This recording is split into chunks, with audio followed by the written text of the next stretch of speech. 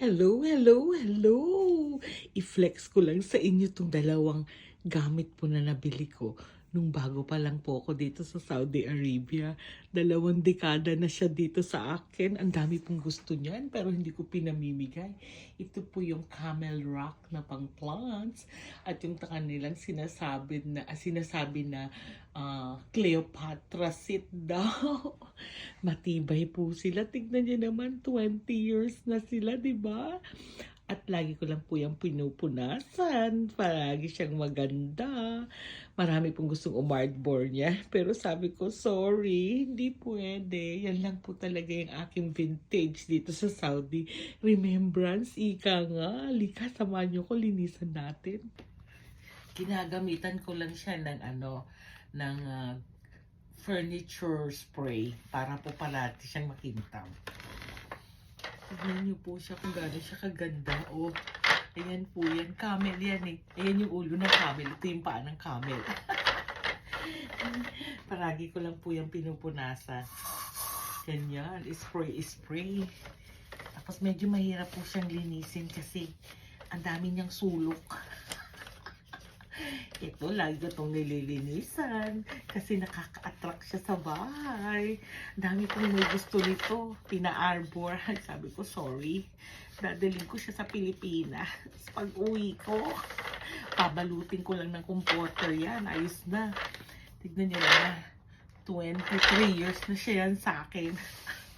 Ito po ang kauna-unahang binili ko po nung sweldo ko nang ako'y bagong dating dito.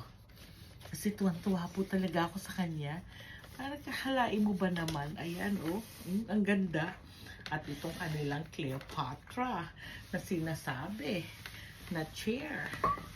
Ang bigat po niyan. Ayan ang kanyang foam. Ito yung kanyang kahoy. Ang ganda po ng kahoy niya. Sobra. Grabe. Diba? Matibay yan kasi mga unang panahon na kahoy yan. Oh, meron na naman kayong napulot sa akin, ano? Sabi ko sa inyo eh, pagdating po sa mga gamit, pag-importante po sa akin, talagang iniingatan ko. Kasi, nagbibigay din sila ng feeling ko, nagbibigay din sila ng swerte. Ano ba? Puro swerte? Maglinis ka na dyan, Alma. Tapos nilalagay ko yan dito sa aking center. Ayan, dyan siya mamaya. O, diba? Lagayan ko ng mga plants yan. O, diba? Dami kong camel. 2, 4, 6, 8 na camels. Na meron siyang lagayan ng upuan. Ganyan po siya. Wala na naman ako magawa, diba? Pagpasensyahan nyo na. Ay nako, natutuwa lang po talaga ako kasi marami akong pinapakita sa inyo. O diba, ino-open ko na ang lahat ng dapat i-open. Thank you for watching. Sana po nagustuhan niyo ang aking munting mga gamit. Pa-share, likes, and comment. And don't forget po to follow me for more. God bless you all. Love you guys. Bye!